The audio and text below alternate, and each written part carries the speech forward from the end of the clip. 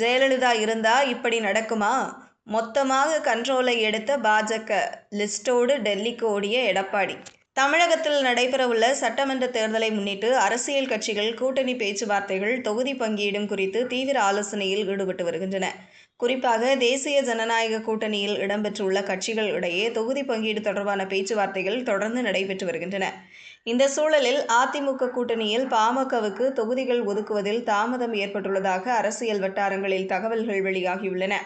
இந்த தாமதத்திற்கு முக்கிய காரணமாக அதிமுக மற்றும் பாஜக இடையே நடைபெற்று வரும் தொகுதி பங்கீடு இன்னும் இறுதி செய்யப்படாதது குறிப்பிடத்தக்கது. இந்த இரு கட்சிகளுக்கிடையே தொகுதி ஒதுக்கீடு முடிவாகாததால் கூட்டணியில் உள்ள மற்ற கட்சிகளுக்கான தொகுதிகள் தீர்மானிக்கப்படாமல் இருப்பதாக கூறப்படுகிறது. தமிழகத்தில் சட்டமன்ற தேர்தல் ஏப்ரல் மாதத்தின் நடுப்பகுதிக்குள் நடைபெறலாம் என்ற தகவலும் அரசியல் வட்டாரங்களில் பரவியுள்ளது. இதை முன்னிட்டு சென்னை அமைந்தகரையில் பாஜக சார்பில் வெளிமாநில பார்வையாளர்கள் கலந்து கொண்ட ஆலோசனை கூட்டம் நடைபெற்றது. அந்த கூட்டத்தில் பாஜக தேசிய அமைப்பு பொதுச் செயலாளர் PL சந்தோஷ் கலந்து கொண்டு நிர்வாகிகளுக்கு பல்வேறு ஆலோசனைகளை வழங்கியதாக கூறப்படுகிறது. அந்த ஆலோசனை கூட்டத்தில் தேர்தல் பணிகள் ஏப்ரல் 15ஆம் தேதி வரை மட்டுமே இருக்கும் என்பதால் அதற்குள் அனைத்து தேர்தல் பணிகளையும் முடிக்க வேண்டுமென்று அவர் குறிப்பிட்டதாக தகவல்கள் வெளியாகியுள்ளன. இதன் மூலம் ஏப்ரல் மாதத்தின் நடுப்பகுதிக்குள் தேர்தல் நடைபெற வாய்ப்பு இருப்பதாக அரசியல் வட்டாரங்களில் எதிர்பார்ப்பு உருவாகியுள்ளது. இந்த நிலையில் தேசிய ஜனநாயக கூட்டணியில் இடம்பெற்றுள்ள அதிமுக மற்றும் பாஜக இடையே தொகுதி பங்கீடு தொடர்பான பேச்சுவார்த்தை இன்னும் முடிவுக்கு வராததால் பாமகவுக்கு வழங்கப்படும் தொகுதிகள் குறித்த முடிவும் தாமதமாகி வருகிறது.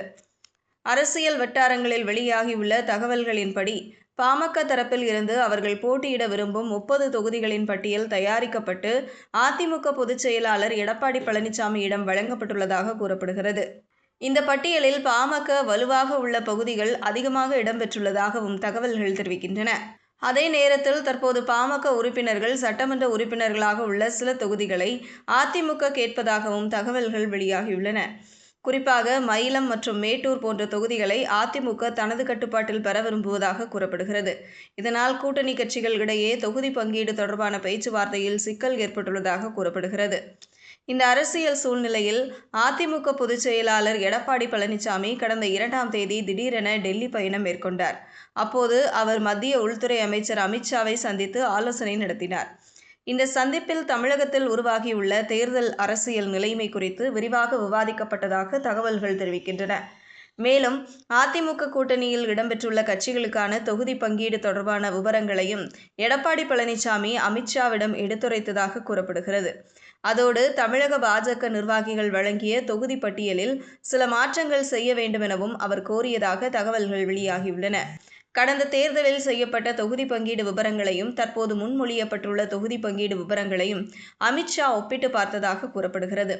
அதன் அடிப்படையில் பாஜகவிற்கு வழங்கப்படும் தொகுதிகள் குறித்து இறுதி முடிவு எடுக்கப்பட்டதாகவும் தகவல்கள் தெரிவிக்கின்றன. அதேபோல் கூட்டணியில் இடம்பெற்றுள்ள பாமக, அமமுக உள்ளிட்ட கட்சிகள் கேட்டுள்ள தொகுதிகளையும் ஆய்வு செய்து அதில் சில சிறிய மாற்றங்கள் செய்யப்பட்டுள்ளதாக அரசியல் வட்டாரங்களில் கூறப்படுகிறது. அதிமுக, பாஜக இடையே தொகுதி பங்கீடு இறுதி செய்யப்பட்ட பின்னரே பாமகவிற்கு வழங்கப்படும் தொகுதிகள் குறித்து முடிவெடுக்கப்படும் என்று கூறப்படுகிறது. இதனால் கூட்டணி கட்சிகள் இடையே நடைபெறும் பேச்சுவார்த்தைகள் தொடர்ந்து கவனத்தை ஈர்த்து வருகின்றன.